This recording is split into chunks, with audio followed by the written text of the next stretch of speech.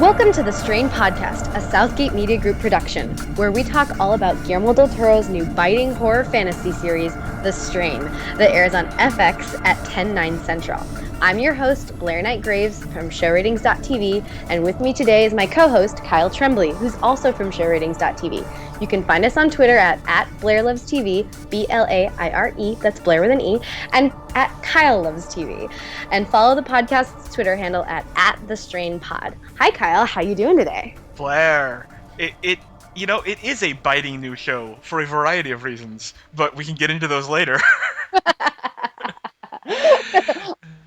Oh man. So let's jump right into it.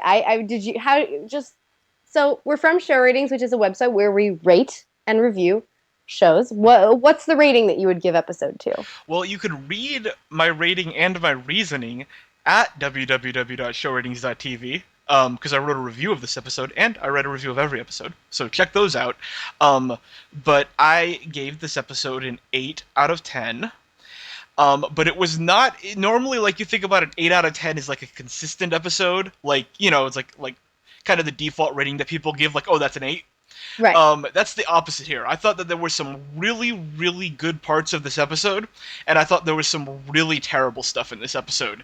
And it's sort of, the needle came down at an 8, but I could have given this anywhere from about a 4 to like a 9, depending on which part I focused on. So right.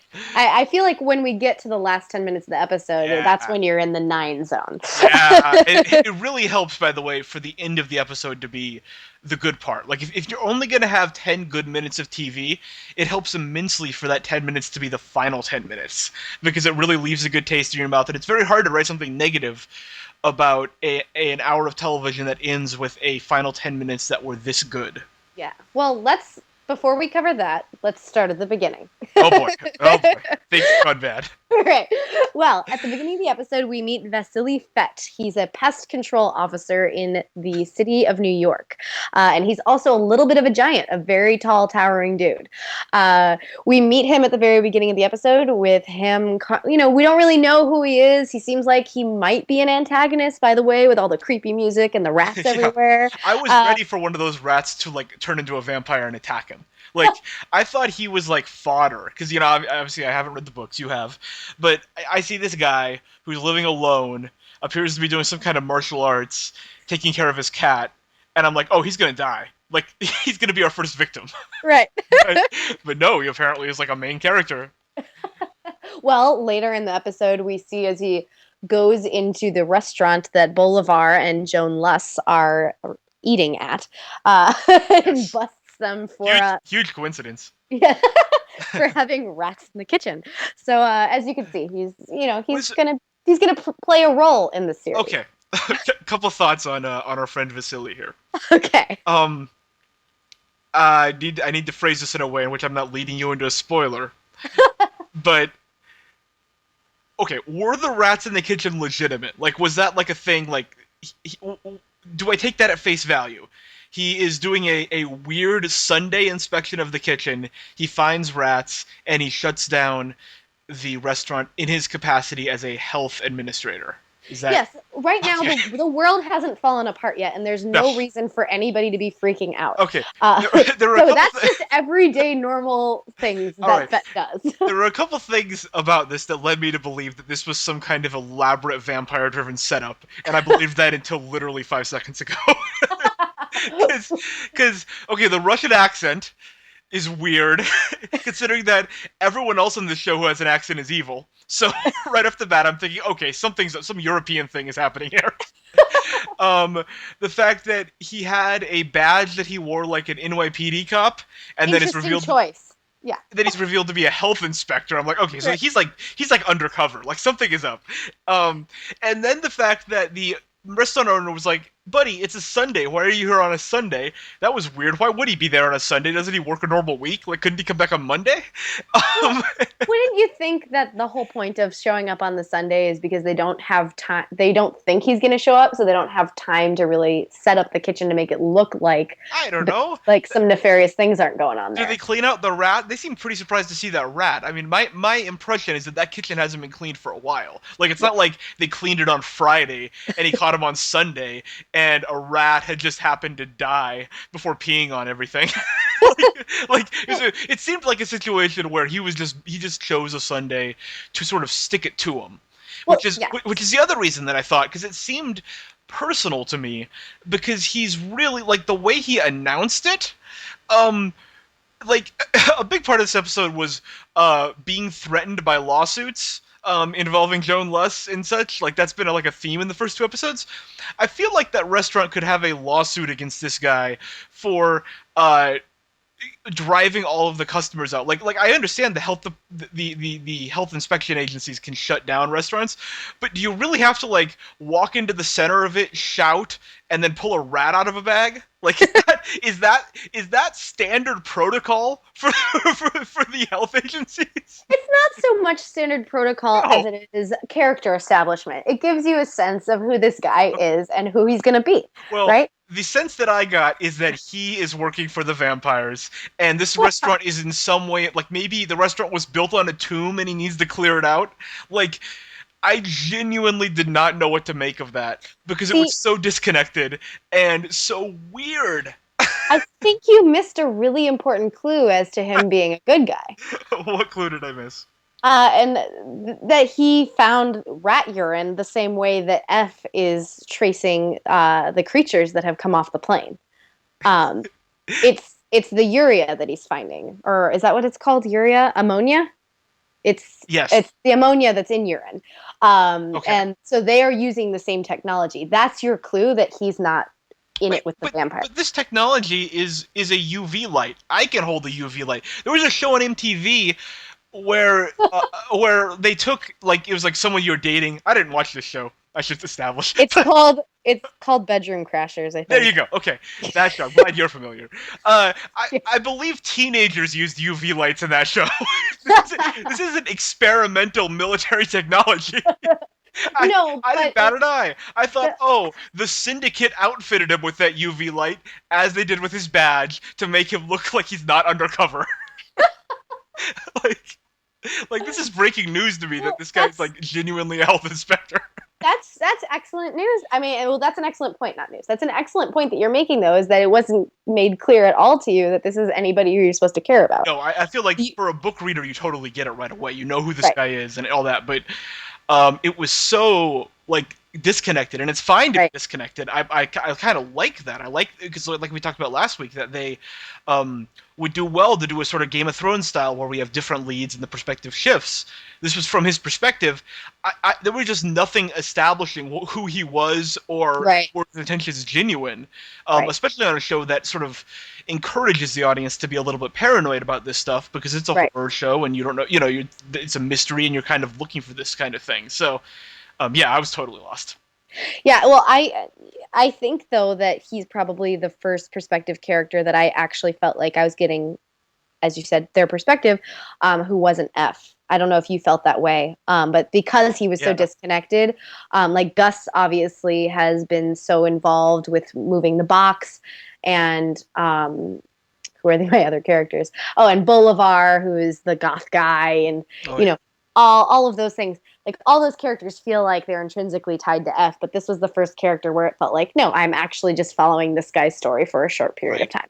Right. As even Icarus, who is the German guy who came and visited Abe in the jail, which I actually thought was an excellent sequence. That happened earlier on in the episode, and I thought that was very well. How did you feel about that whole situation? I wrote about that sequence. That was something that I did get in my review because that's a sequence that occurs in basically every work of science fiction where like they're sitting across the table from one another. Like this is what and I don't mean to demean the strain at all, but this is what The Following was based around, which is getting a hero and a villain sitting across the table from one another and having a very serious conversation.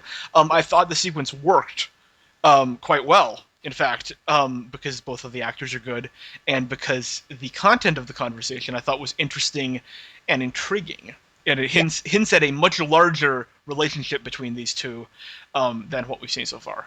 Yeah, and I think like with The Following, with The Following and other works of science fiction, you see characters that are placed in worlds that are very unbelievable, and obviously this one is not quite so believable itself in many ways. But referencing a point in time as terrifying as the Holocaust, I think that, and having that relationship go on for decades, Mhm. really was very, very unique. Like you see vampires do it all the time. You've seen it in True Blood. You see it in X Files episodes. You see it in Buffy and Angel and all that stuff, and Right. Supernatural, I'm sure. But there's something special, I think, in the same way that the X-Men movies were special, about being able to engage on that level, and I feel successfully engage with that period of time, Mhm. rather than making it feel as campy and silly as it could have been. But Yes. I don't know if you agree with that. I am definitely a sucker for um, the real past being referenced in a work of science fiction. I'm always sort of down for that unless it's really really bad. So that definitely works for me. Yeah.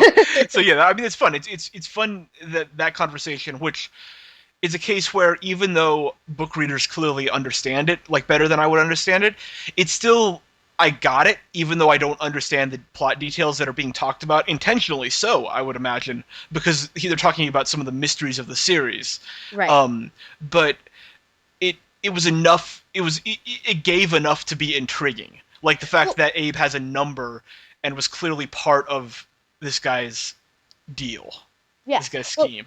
and that's what I enjoyed about that scene is I feel that there has been a lot of inside stuff. Like as you said, Vasily Fett, you wouldn't know that you wouldn't necessarily go, oh yeah, that guy's clearly a good guy. I think a lot of people Uh, might have. I think that might have yeah. just been me.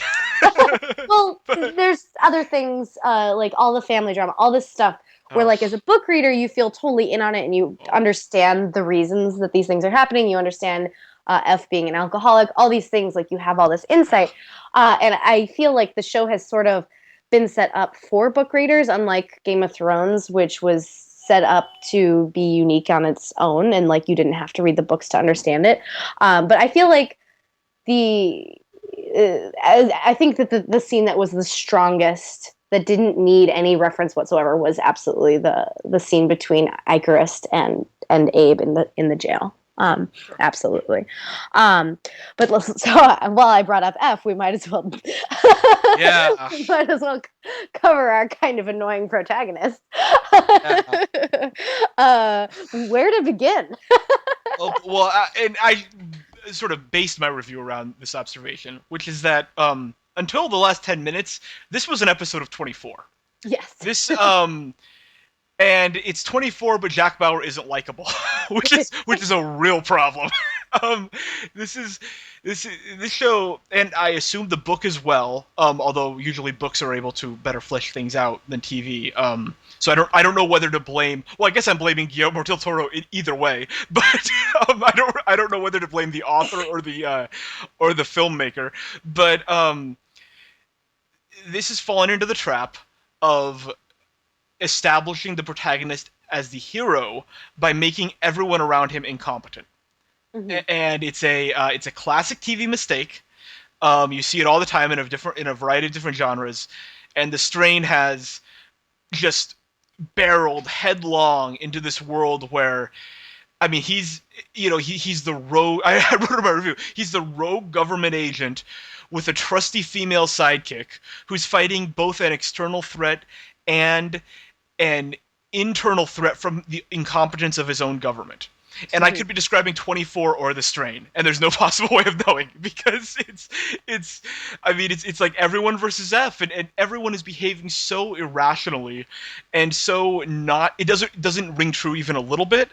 And they're doing that to establish F as the hero of the show, the guy who gets it, and it ends up just being frustrating and bad. And like on the family side, his wife dating this clearly boneheaded manager at Sears who like tries an awkward hug. It's like everyone is making bad decisions around F as a way to make F seem smarter. Yeah. And that's Absolutely. terrible. That Yeah. is a terrible thing for a show to do because it suggests that the show isn't itself smart enough to write the character as intelligent in his own right. He has to be intelligent compared to the rest of the show. Um, because they're so stupid, he looks smart by default, which is Yes. basically what the first two episodes have tried to establish, and it's very bad. And I think it's the single weakest element of these first two episodes. I definitely agree, and I think that the moment of truth that really showcases that argument is when the government says we have too many exports to deal with. They don't even Oh deal with my they god. don't deal with the passengers. All There's right. there's so many other reasons that you could come up with of why you have to open the airport. The fact that it's exports, like Yeah. there's another airport just down the road. Yeah. Like, By the way, fly them in there. airports shut down like for weather, for like it's not a completely like global disaster for an airport to be shut down for a day or two. Like this Right. happens. You know, we have an infrastructure. It would it's I mean export when the this was the first ironic laugh I've had at the strain. In what would be now like it was probably like right at the start of the second hour of the show, which is when she said the word exports, I cracked up. I was laughing too. Yeah, I it's could so not. stupid. It, It's it's yeah. the worst excuse, like, and it is the worst excuse I've ever heard, and that is a complete example of making everybody incompetent compared to F. Because Yeah. Keep going. no, I mean, not even talking about them letting the people go who Yes, witnessed a horrible that's what I'm thing talking happen. about. Uh, Yeah, but 200 people are dead. and four survived, and we're gonna let Four them go. survived who appeared to be dead, and they instantly in last week's premiere were demanding to be let out. First of all, that's not human behavior, and second of all, I'm pretty sure the government has grounds to hold them for like 2 days. Like I'm reasonably sure that even in our litigious society, that the government is granted the power to issue a quarantine when a jet full of 200 people is found dead. When you fly in from Brazil and there's an outbreak from where you just left from, they're not going to let you go for 2 weeks. Exactly. And This we stuff know that as happens. a people. Yeah. This is not like people will wait like 12 hours at the airport for like a delay or something like being stuck at an airport is not a new condition, nor is it something that you can be sued over when the government issues it. Like, it's so flimsy. It's so like this, like it's such a contrivance to release those four people. It's Um, and but it's very interesting to me because the character that Icarus, who works for Palmer, like you see him later, like he influenced the box coming in. He's the reason the whole flight occurred, right? The older gentleman when he gets on his knees and the master shows up near the end of yes, the episode. old guy. So like this old guy has very poorly been established to have power in the world, Yeah. uh, and I feel like Okay. so I feel like, if there's somebody who has power and who's been making things happen, if you should show their hand if they're making other people act like idiots, Yeah. because I don't know about you, but Well, like I okay. don't know if you connected that dot. This was my biggest laugh in the episode. My biggest ironic laugh, which are the only kinds of laugh, because this show is not trying to be funny. No. um, um, when it was revealed, and correct me if I'm wrong, but my understanding is that the reason that there was an entire flight report that was like leaked to the press or found or something is that this Palmer fellow had it like he made it. He had someone make it and put it to be found, right? Like it's a production of him, Right. right? So he falsified a report and then passed it off as if it was the airport's own report that was stating that this is a carbon monoxide thing, no big deal. Which like a cursory look at any of the bodies would be like, oh, this is a carbon monoxide. Like we found vampire worms, guys. Like this, Right. we can show them to you. but but this also gets to the whole 2009ness of this. Yeah. Which you said this book was written in 2009, right? Yeah, it was around 2009 when it came out. Yeah, Yeah. 2009 is like the start of Twitter. So like Twitter wasn't a big thing, but Right. if a plane full of 200 plus people was found and everyone was dead on it, and there was one single document that talked about carbon monoxide being released, it, every, everyone's not going to just be like, oh, that wraps it up. Let's Right. move on. Like that document would be scrutinized page for page. People would be attacking the story. Reporters would be questioning every last detail, including, I don't know, questioning the people who have seen the bodies, questioning the people who actually have knowledge of what happened. You know, we would have doctors in press conferences. People would be getting accosted on the streets and asked, like, society, even in 2009, but certainly in the present day, would be so much more inquisitive about this event. Like, this would be a massive earth-stopping event. And everyone's like, we found one report, let's wipe our hands at this and move on. Like, it's Well, and I mean, even just, I was thinking about it, like the BuzzFeed article, everything you need to know about the flight that, like, you know, like there would be that whole thing where they would keep updating it, or NPR would keep updating it. And I mean, and we're talking about Twitter, like, seems to me like the kind of guy who might be like, well, there's an epidemic and I believe there's an epidemic, so I should probably just tweet it. Yes, right. One tweet from a high-ranking member of the CDC saying, don't believe it, you know, there's something up here, like, would send the internet into a frenzy. And there's no way they would buy that explanation. So again, like, it's just I mean, the level of plot contrivance here is off the charts high. to get to the end game that they want to get to, which is vampire apocalypse. Yes. Well, so we're still on the topic of F really quickly. Sure. What about the whole AA thing? How did that settle with you? I mean, another sort of classic scene, not of sci-fi, but of drama, where you send your character to an AA meeting and have him spill his guts and get you on his side because he loves his son. Here's the thing. This guy gave a very, very high-profile press conference the night before. This guy is prominently involved in the most shocking plane case maybe ever. Okay, this is I mean, something that has wide-reaching implications that Ephraim was brought up by name on a newscast occurring in the background of a previous scene where they were recapping what happened, and they, you know, like the anchor said, you know, a CDC person, Ephraim Goodweather, like, and he's someone he's a public figure who has been entrusted with an enormous amount of responsibility.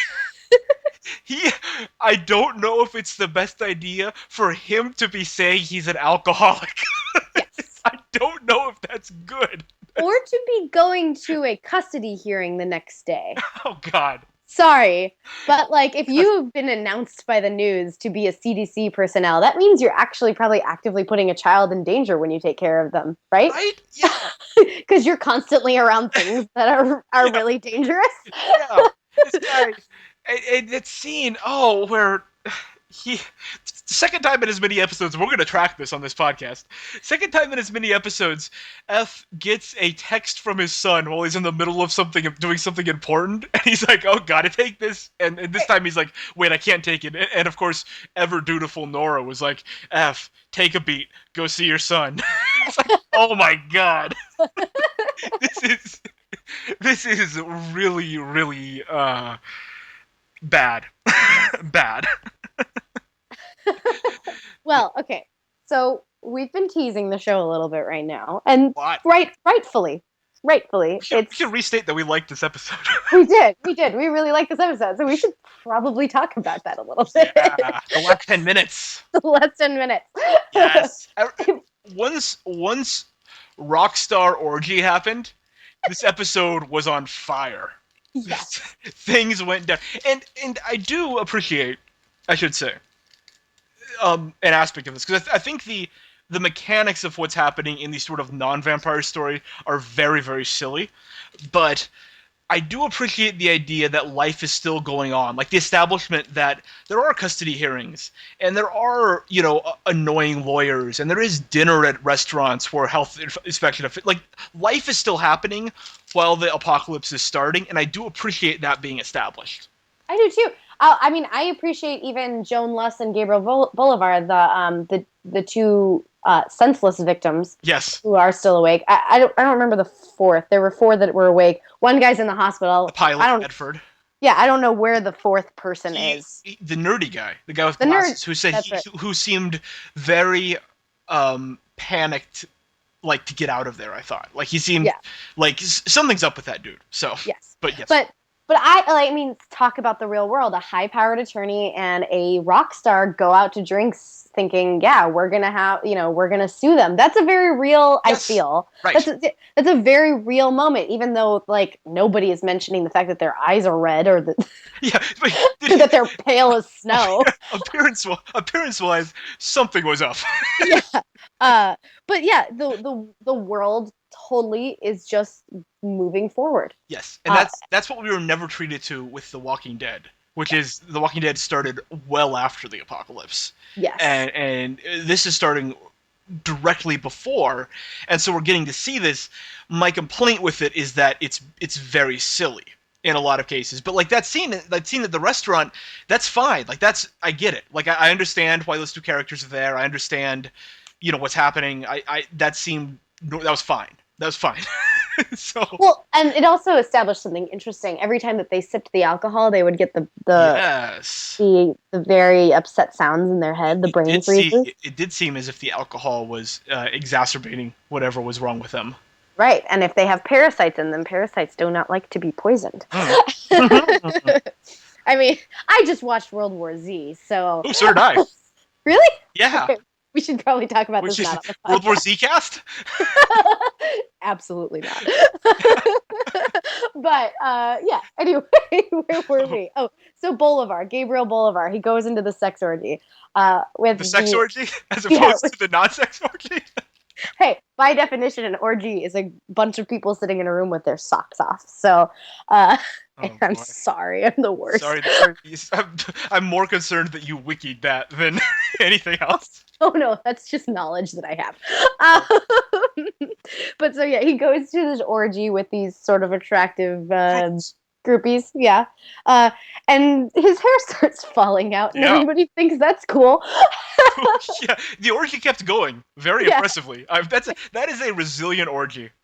For the dude's hair to come out and the woman to be like, huh, keep going.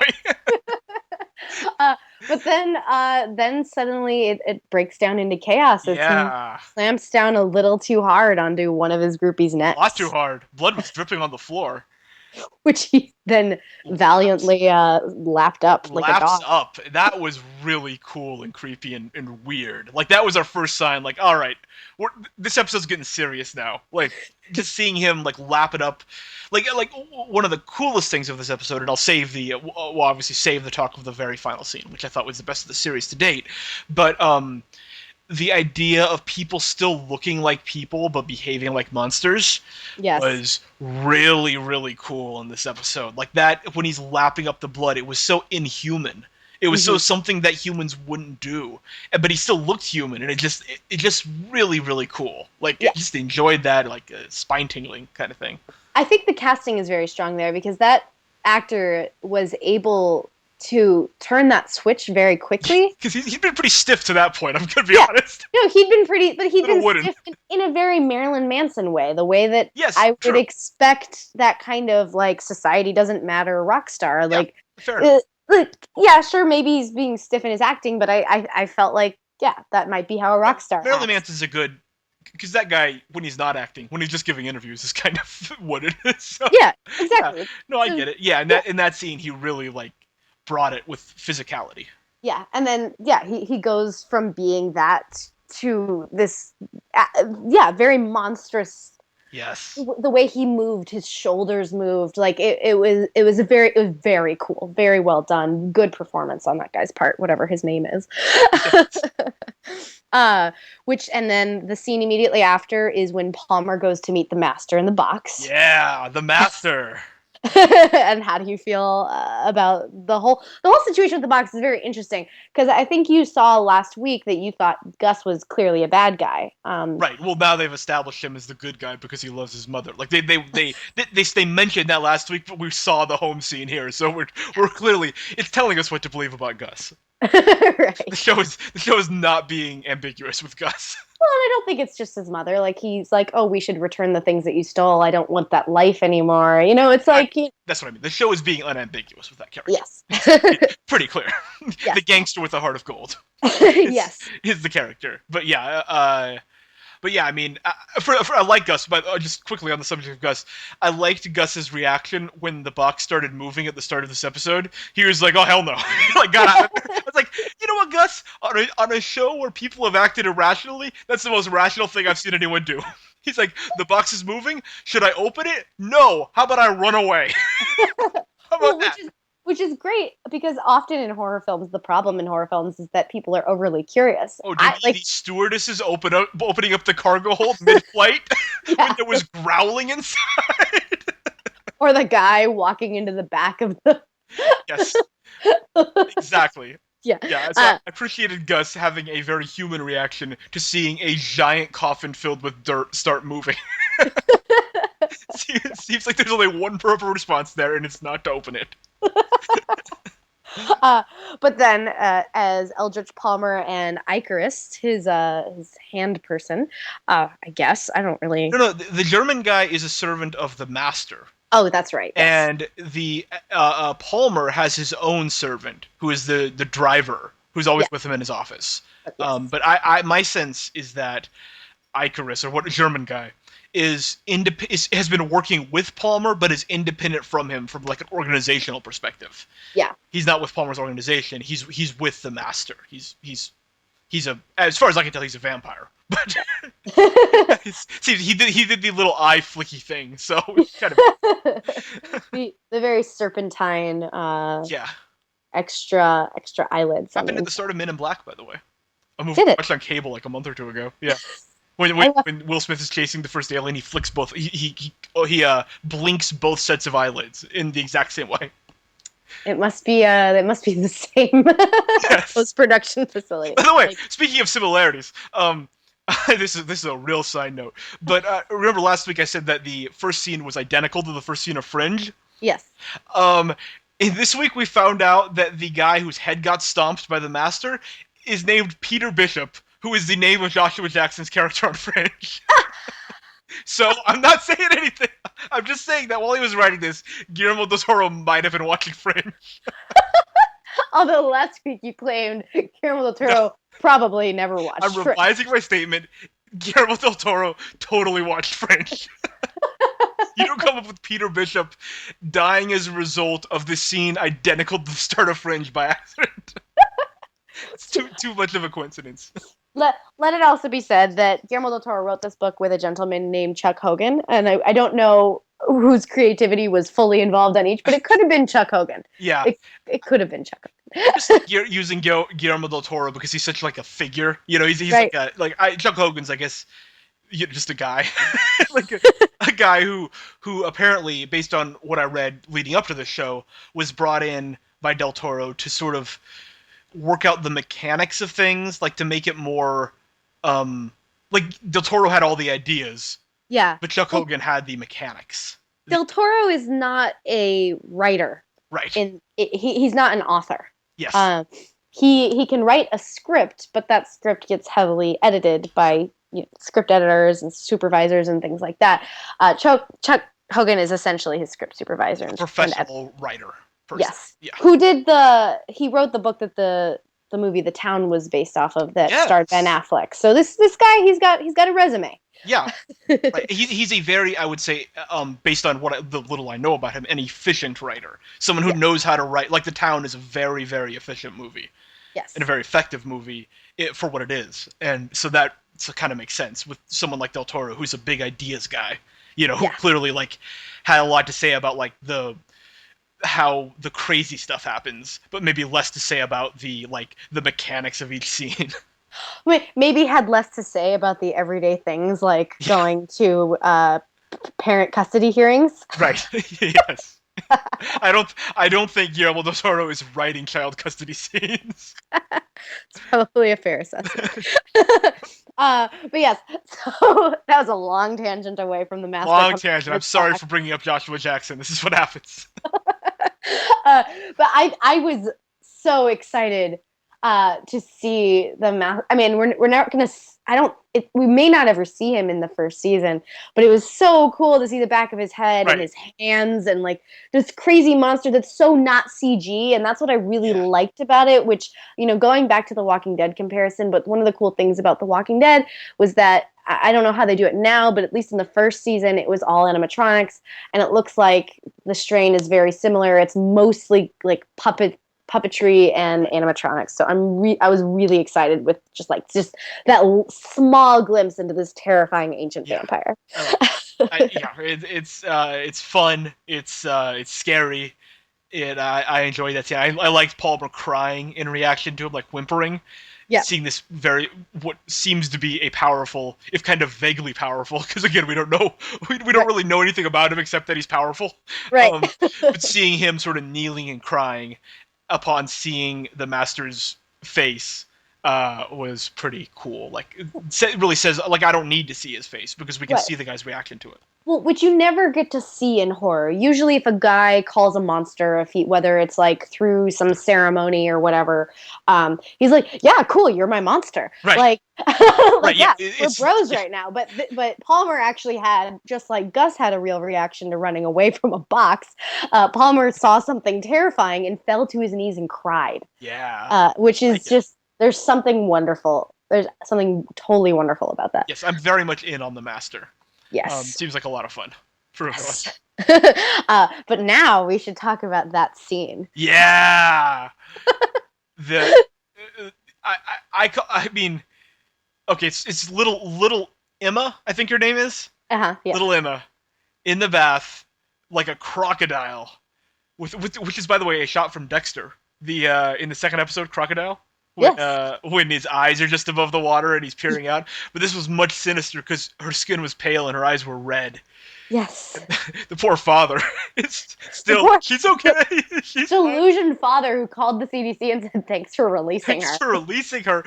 Buddy, she is pale as a ghost and in the bath with her mouth underwater and her bright red eyes out of it. Things are not going well. Oh. Yeah. No. But that was. I feel like that. By the way, that scene where he called F was really just to like be like, hey, this guy's gonna be relevant here in about 5 minutes. You better remember who he is. I appreciate it. It's for people like me. Well, I feel that definitely is partially the case. But also that was their impetus, I believe, to go to their lab when they realized that a body had left. I thought they were already on their way. They talked about it earlier. Remember earlier in the episode they had tried calling the lab and nobody answered. So I thought that they were going to. Now, okay, I don't have a strong sense of space, but I know they were going to check up on the pilot. Yes. Who had voluntarily checked himself in. Because he's the only smart one. Yes. The only one of the few rationally behaving characters on the show. He had taken a turn for the worse. They're going to check on him.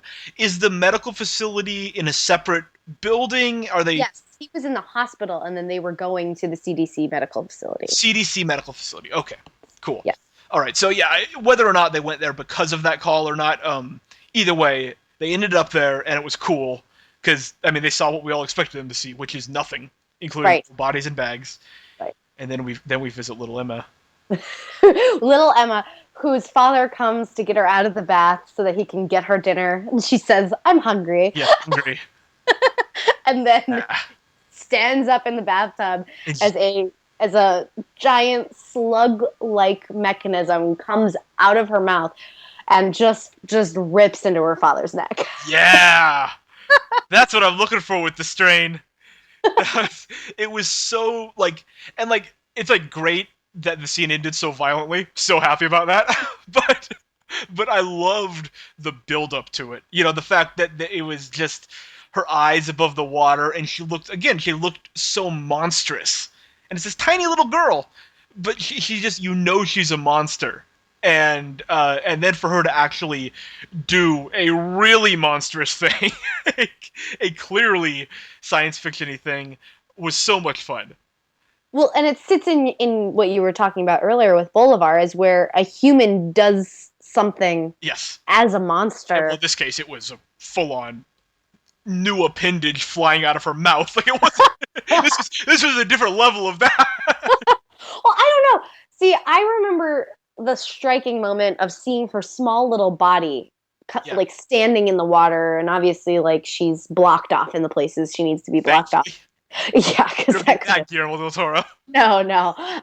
But yeah, she's standing up in the water, and I remember that what was so terrifying for me was her small little frame looked so big, not because like they had enlarged it in any way, but because of her presence. Like her presence was just there. Right. Uh, and then of course, yes, Yeah. that crazy thing coming out of her mouth. Giant slug flies out of her mouth, destroys her father's neck, and then she settles back into her crocodile position in the water as he dies in front of her.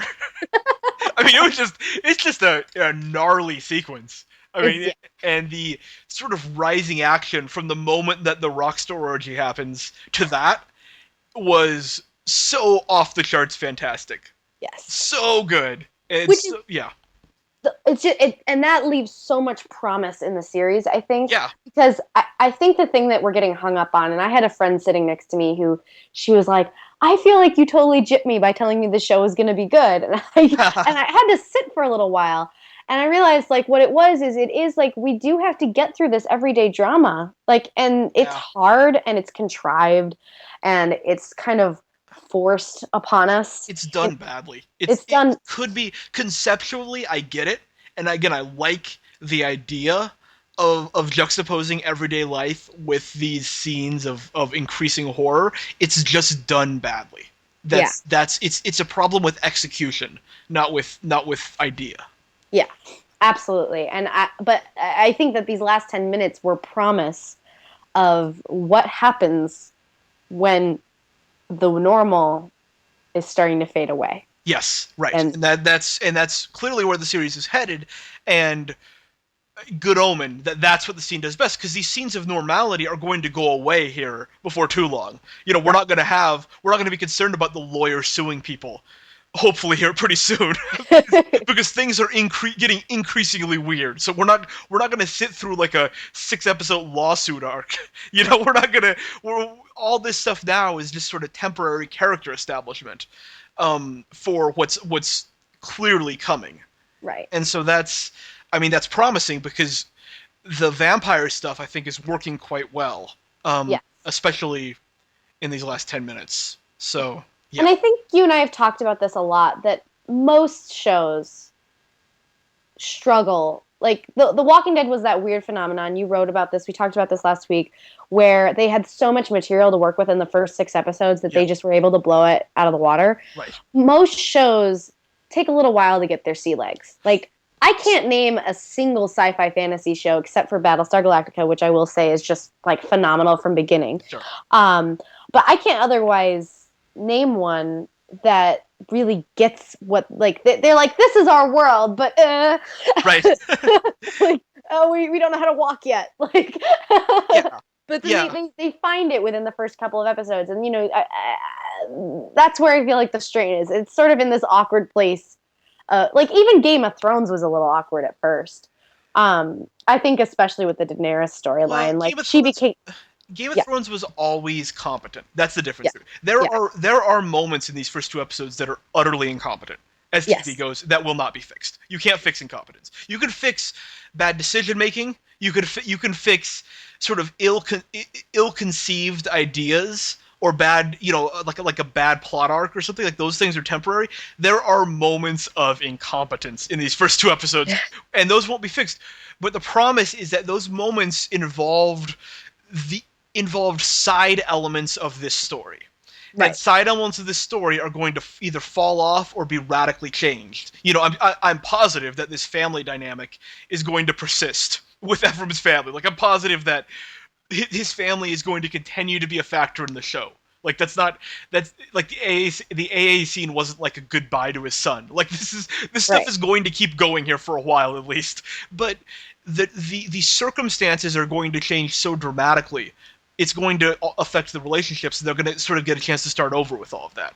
right And so my conclusion after 2 episodes is that the strain is very bad at writing normal, but is moving away from normal very fast. yeah And so it just needs to weather this storm, these rough waters, until they get to the apocalypse, yes or a point where normal no longer exists as we understand it. And you mentioned The Walking Dead having just a great, really a whole first season, but certainly a great first few episodes.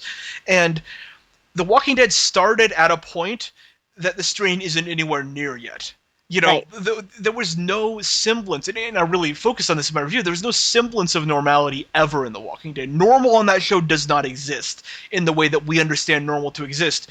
By starting where it starts, the strain exists in a world where normal does exist, and that's what's problematic. Right. So as soon as it gets past that, we're gonna have a real shot at this. We're gonna, Right. you know, there's a light at the end of the tunnel for all the negative aspects of the show. Right. Absolutely. I totally agree with you. All right. Well, do you have anything else that you'd like to add? No, we really covered. I got to express my confusion over a lot of the elements, and hopefully establish that this was still a really good episode. Yes. Those last 10 minutes really were awesome. So much promise in those last 10 minutes. Can't And say it enough. I think you're right on point with that. Just how important it is that we weather this storm. Yes. Because the magic happens, and we know this with Guillermo del Toro. The magic always happens when the normal fades away. Yes.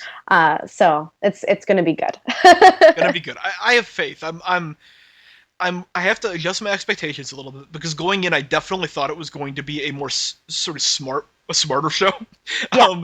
And it's pulpy. It's definitely pulp, but that doesn't lower the ceiling at all for what this show could be. It just sort of adjusts where that ceiling is located. Yes. And I think that if anyone's thinking about bailing, I don't know what's coming next, but I think that the signs are very positive for this show, and you should not bail on it. I absolutely wholeheartedly agree. All right. Well, this wraps up our third episode of the Strain podcast. Before we go, I want to mention a few things. You can download and subscribe to our podcasts on iTunes, Stitcher, and SoundCloud. You can also hear all of our shows at our website, southgatemediagroup.com. Please subscribe to this show and also rate us. Follow the show on Twitter at @TheStrainPod, and at Kyle and I at BlairLovesTV, and that's Blair with an E, and at Kyle Loves TV. Check out our website, showratings.tv, to rate and review The Strain every week, as well as all of your other favorite shows. And also check in on all of Kyle's amazing reviews. Yeah. Thank you for tuning in, and we'll see you next week. If you would like to donate to help pay for this and other Southgate Media Group podcasts, simply go to our website, southgatemediagroup.com, and click on the donate button. It can be as little as $1 or, well, as much as you want. Help keep this fun going by supporting this and our other shows. Thanks again for listening, everyone. You're the best fans in the world.